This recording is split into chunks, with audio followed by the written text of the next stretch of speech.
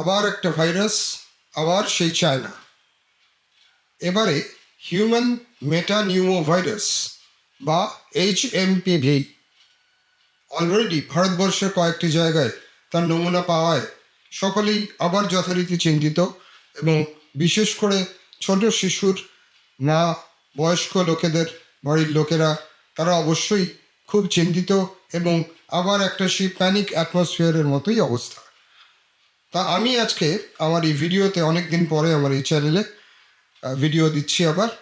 তা এই ব্যাপারেই দু চারটে কথা বলবো, এবং এটা বোঝানোর চেষ্টা করব যে গত 3-4 বছর আগের যে প্যানিক, কোভিডের প্যানিক, তার সঙ্গে এবারের এই ভাইরাস, এই যে HMPV, তার কি কি তফাৎ, কেন এটা নিয়ে চিন্তা কম করলে চলবে আপাতত এখনও, এ নিয়ে বিশদে বলবো। কাজেই দেখতে থাকুন। নমস্কার, আমি ডক্টর দিব্যেন্দু চক্রবর্তী, উলুবেড়িয়ার একজন শিশুরোগ বিশেষজ্ঞ। আমার চ্যানেল অনেকেই দেখেন আপনারা, যদিও অনেক দিন পরে আবার ভিডিও দিচ্ছি, তা দয়া করে দেখতে থাকুন এবং চেষ্টা করুন এই ভিডিওটা ছড়ানোর, শেয়ার করার, যাতে এই তফাৎগুলো সকলেই বুঝতে পারেন এবং প্যানিক বাটনটা এক্ষুনি যেতে না চাপেন। HMPV, হিউম্যান মেটানিউমো ভাইরাস, সবার আগে বলি যে এটা কোনো অজানা নতুন ভাইরাস নয়। এটা 2001 সালে প্রথম পাওয়া গেছিল, এবং আরও অস্বস্ত হবে জানলে যেটা চীনে কিন্তু প্রথম পাওয়া যায়নি। আমাদের তো ধারণা চীনের ভাইরাসগুলোই সারা পৃথিবী দাপিয়ে বেড়ায়, গণ্ডগোল করে বেড়ায়, তার পাস্ট হিস্ট্রিও আছে। কিন্তু এই ভাইরাসটি প্রথম পাওয়া গেছিল নেদারল্যান্ডে বা হল্যান্ডে, এবং ইউরোপের অনেক দেশ, ইভেন আমেরিকাতে, ইউএসএও এই ভাইরাস সম্বন্ধে তারা ওয়াকিবহাল। তাদের সিডিসি বহুদিন আগে থেকেই এই ভাইরাসের মোকাবিলায় নানান হেলথ এডুকেশন জার্নাল বা ইত্যাদিতে এগুলো প্রকাশিত। কাজেই সবার আগে তফাৎ কোভিডের সঙ্গে যে এটা অজানা নয়। কোভিডের KYC আমরা যেমন বলি ব্যাংকের KYC বা ফোনের, তা সেই KYC কোভিডের আমরা জানতাম না একদমই। তার ফলে এটা প্রথম তফাৎ যে এই ভাইরাসটার ইতিহাস এবং তার রাদার আধার নম্বর আমরা জানি। কাজেই তাতে রদবদল ঘটতে পারে, ডেফিনেটলি রদবদল ঘটতে পারে, কিন্তু স্টিল এটা অজানা নতুন ভাইরাস নয়। কাজেই প্রথম প্যানিক না করার কারণ এটা।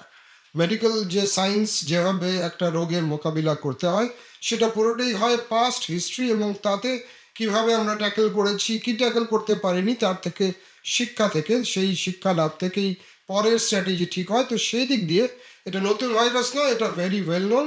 অলরেডি প্রায় 25 বছরের মেডিকেল ইনসিডেন্টস রয়েছে, তার কি এফেক্ট করতে পারে কি না পারে সেটা নিয়ে। কাজেই এর KYC জানা, এটা পুরনো ভাইরাস। দ্বিতীয় কথা হলো যে ভাইরাস যে মানে একটি যে লিভিং অর্গানিজম, সেই ভাইরাসের যে জিনোম স্ট্রাকচার মানে প্রোটিন স্ট্রাকচার, সেটার সাইজ অনেকটা ডিপেন্ড করে যে তার ভিরুলেন্স মানে ভয়ঙ্করতা কতটা। তো কোভিড ভাইরাস ছিল হচ্ছে one of the largest genome সাইজের ভাইরাস, আর এটা একেবারে তার থেকে অনেক কম, মানে RNA যে ভাইরাসের যে জিনোম স্ট্র্যান্ড যে প্যাটার্ন, সেটা অনেকটা ছোট, এবং সে কারণেই এটা বেসিক্যালি অনেক দুর্বল একটি ভাইরাস। দ্বিতীয় তফাৎ এটা। তৃতীয় তফাৎ হলো কোভিড ভয়ঙ্কর কেন হয়েছিল। প্রথম কথা ছিল ওটা ধরে নেওয়া যেতে পারে, যদিও এখনও পরিষ্কার নয়, স্টিল ওটা একটা ল্যাবে তৈরি জেনেটিক্যালি ইঞ্জিনিয়ার্ড একটা সাবস্ট্রেন, যেটার মোকাবিলার কোনো উপায় মানুষের জানাই ছিল না। তার ফলে তার প্রত্যেকটা মিউটেশন যে চেঞ্জ হচ্ছে সেগুলোও প্র্যাকটিক্যালি ছিল অজানা। কিন্তু এই ভাইরাসটা যেহেতু পুরনো 25 বছর, এর মোটামুটি পাস্ট হিস্ট্রি এবং মিউটেটিং প্যাটার্ন আমরা কিন্তু অনেকটাই জানি। যদিও এবারে যে চীনের ছবি দেখে সকলে ঘাবড়ে যাচ্ছেন, বা সেই স্যালাইনের নল গোজা, মুখে মাস্ক, তা এটা কিন্তু এই মিউটেট করেই কোনো একটি স্ট্রেন ওই HMPV-রই একটা আবার এই অধিক সংক্রমণটা ঘটাচ্ছে, কিন্তু স্টিল এর মিউটেশনটা কোভিডের মতো অত কুইক নয় এবং অত মানে ফ্রিকোয়েন্ট নয়। তার ফলে it's a very slow mutating virus strain. তার ফলে ইমার্জেন্সি বা প্যানিক বাটন যে একটা গ্লোবাল প্যান্ডেমিক হয়ে যাচ্ছে, সেই প্যান্ডেমিক প্যাটার্ন এই ভাইরাসের কোনোদিন লক্ষ্য করা যায়নি। এটা হলো তৃতীয় একটা বিরাট তফাৎ কোভিডের থেকে। 3 নম্বর হচ্ছে কোভিড ভাইরাস যদি আমরা চিন্তা করি, ওটা কিন্তু বেসিক্যালি SARS মানে সিভিয়ার অ্যাকিউট রেসপিরেটরি সিনড্রোম যে ভাইরাসগুলো করে, তারই একটা প্যাটার্ন ছিল কোভিড, সার্স কোভিড-2। কিন্তু এই ভাইরাসটা একেবারে অন্য একটি জাতের ভাইরাস, এবং তার ফলে এর ইমার্জেন্সি বা ভিরুলেন্স অনেকটা কম। যদিও এই এই যে ভাইরাসটা 2001 থেকে পাওয়া যাচ্ছে বিভিন্ন দেশে, সারা পৃথিবীতে, এটার আরেকটা parallel virus respiratory syncytial virus কিন্তু আমরা অনেক বছর ধরেই জানি বাচ্চাদের ব্রঙ্কাস ব্রঙ্কিওলসের নানান ইনফেকশন করে। কাজেই যে কোনো রেসপিরেটরি ভাইরাস, শ্বাসজনিত ইনফেকশন করে এরকম ভাইরাস কিন্তু যে কোনো সময় মারাত্মক হতে পারে। কিন্তু ইন্ডিভিজুয়াল কিছু কেস ছাড়া প্যান্ডেমিক প্যাটার্নটা এখনও এটার আমরা আশঙ্কা করছি না। ওভারঅল রিসার্চার বা ভাইরোলজিস্টরা যেভাবে যা স্টাডি করেছেন এতদিনে, এবারেও যা যা প্যাটার্ন পাওয়া যাচ্ছে ইভেন ফ্রম চায়না, তাতে প্যান্ডেমিক স্ট্যাটাসটা এই ভাইরাসের ধরে নেওয়া যেতে পারে হবে না। এটা হলো একটা আশ্বস্ত হওয়ার মতো একটা ইনফরমেশন। তাহলে এটা কিভাবে স্প্রেড করতে পারে? যেভাবে একটা রেসপিরেটরি ভাইরাস স্প্রেড করে, টাচে বা ড্রপলেট স্প্রেডে বা ফোমাইট যেগুলো পড়ে আছে কোনো জিনিসে, কোনো অবজেক্টে, তার থেকে এটা স্প্রেড করে একই রকম। কিউরেটিভ উপায়, কিউরেটিভ তো কিছু নেই ভাইরাসের, আমরা এতদিনে জেনেই গেছি যে প্রিভেন্টিভটাই মেন। কিউরেটিভের ব্যাপার তো জ্বর হলে প্যারাসিটামল, নাক বন্ধ হলে নেজাল ডিকনজেস্টেন্ট করা, নেজাল ড্রপ একটু আধটু, যদি তার সেকেন্ডারি ইনফেকশন হয় তাহলে কোনো অ্যান্টিবায়োটিক, ঠিকঠাক জল হাইড্রেশন মেনটেন করা, ইলেকট্রোলাইট ব্যালেন্স ঠিক রাখা, অন্যান্য কোনো যদি কারো থাকে, কোনো অ্যাজমাটিক কোনো প্রবলেম থাকে কারো, সেগুলো সামলানো, যাদের কোমরবিডিটি রয়েছে, ডায়াবেটিক প্রচুর, কি কোনো ক্যান্সার কেমোথেরাপি চলছে, যাদের ইমিউনিটি কমে যেতে পারে বা কমে গেছে, তাদের জন্য এগুলো একটু চিন্তা হতে পারে।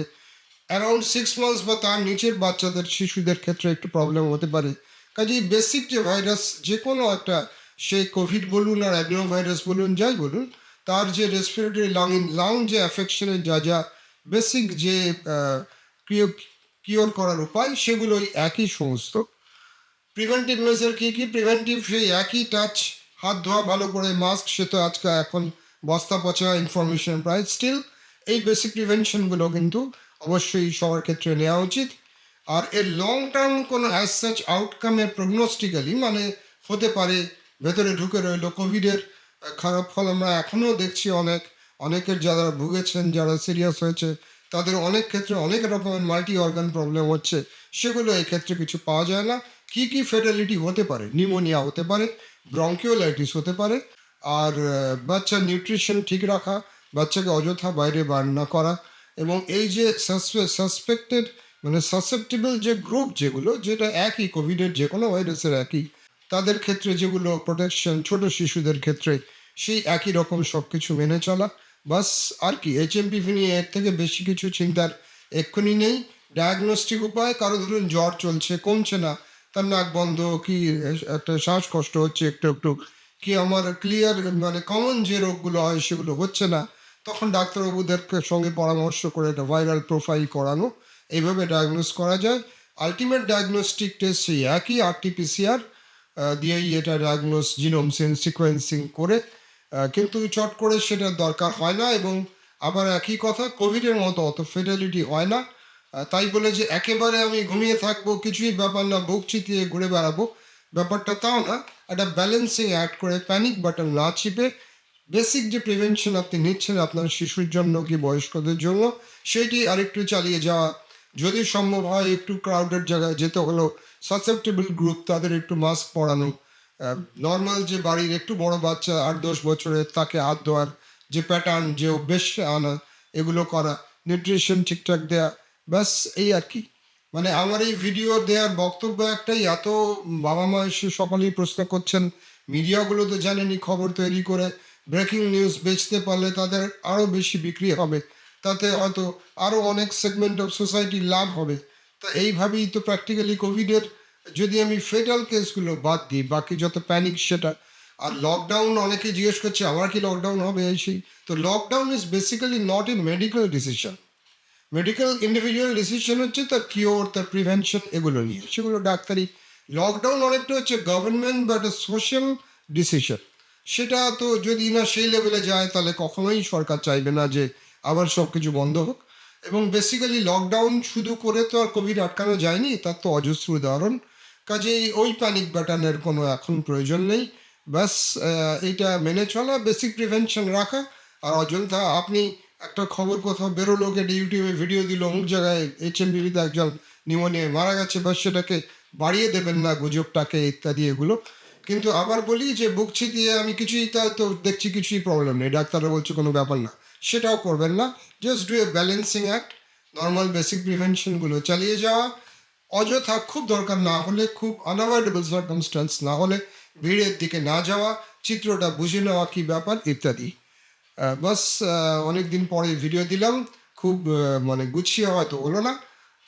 স্টিল কোনো কোয়ারি থাকলে আমার ওয়েবসাইটে যোগাযোগ করুন, বা আমাকে কমেন্ট লিখে এই আমার চ্যানেলে কমেন্ট ভিডিওতে কমেন্ট লিখে প্রশ্ন করুন বা জিজ্ঞেস করুন, আমি পার্সোনালি উত্তর দেবো। নমস্কার, সকলে সুস্থ থাকুন।